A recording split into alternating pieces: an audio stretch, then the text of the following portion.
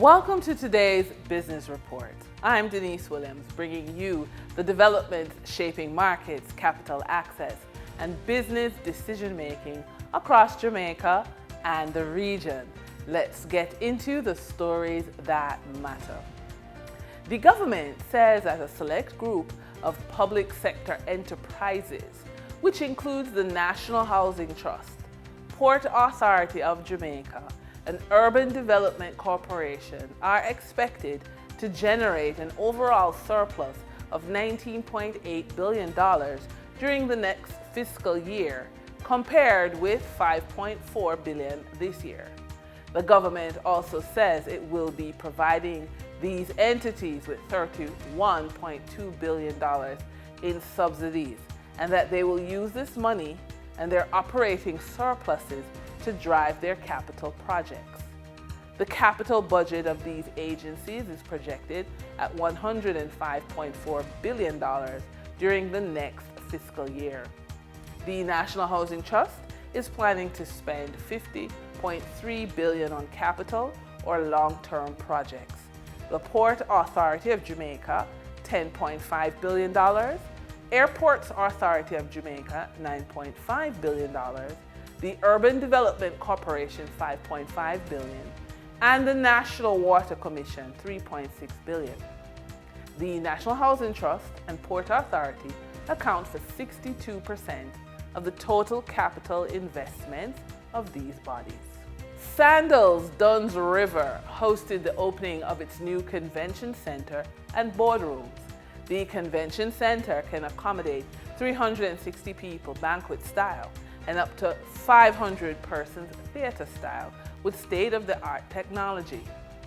Kevin Clark, general manager of Sandals Duns River, says the new 8,000 plus square foot convention center can be used for entertainment, receptions, retreats, conferences, graduations, and training. Mr. Clark added that the rooms at the convention center were named after regions in the Ocho-Rios community. The room names are Laughing Waters, Fern Gully, and White River. The property itself offers 260 luxury rooms and suites with 9 gourmet restaurants, and the resort is fairly new at only 3.5 years old. For the trading period of February 17, 2026, the most actively traded securities were NCB Financial Group Limited with 3,200,228 units, representing 15.91% of market sales activities. Atlantic Hardware and Plumbing Company Limited with 2,852,387 units, representing 14.18% of market sales activity. Trans Jamaica Highway Limited with 2,722,739 units, representing 13.54% of market sales activities.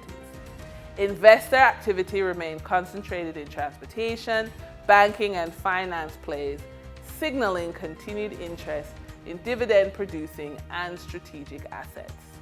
Turning to the foreign exchange market based on Bank of Jamaica data for February 17, 2026, Forex traders recorded significant activity with strong demand across major currencies.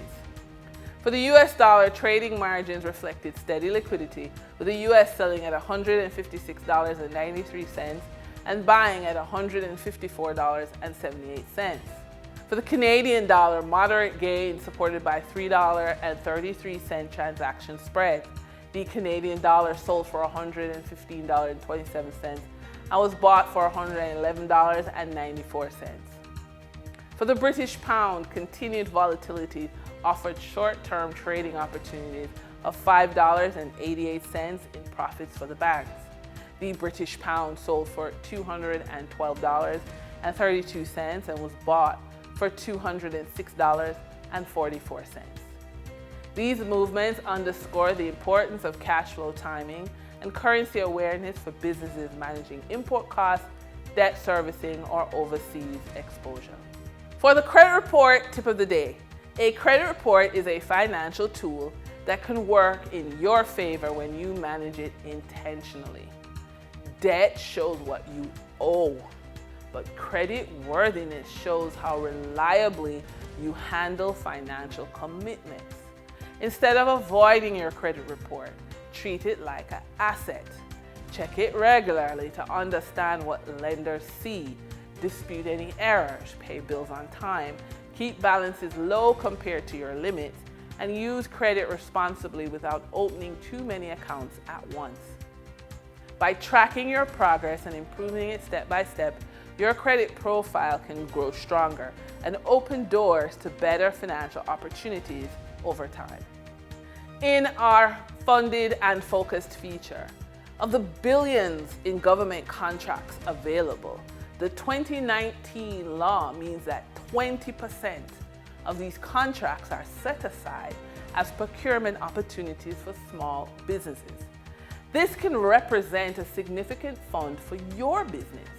Understanding eligibility criteria and applicable contract types allows businesses to target opportunities designed specifically for them.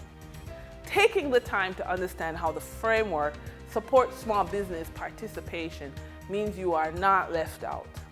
As an example, our client, Trevon, who operates a solar equipment installation business, took the time to understand the set-aside, which changed everything in his business. He employed professional insight, which revealed opportunities designed specifically for businesses like his. And that's today's business report. I'm Denise Williams, bringing clarity to capital, markets, and strategy. Until next time, stay informed, stay intentional, and keep building forward. See you soon.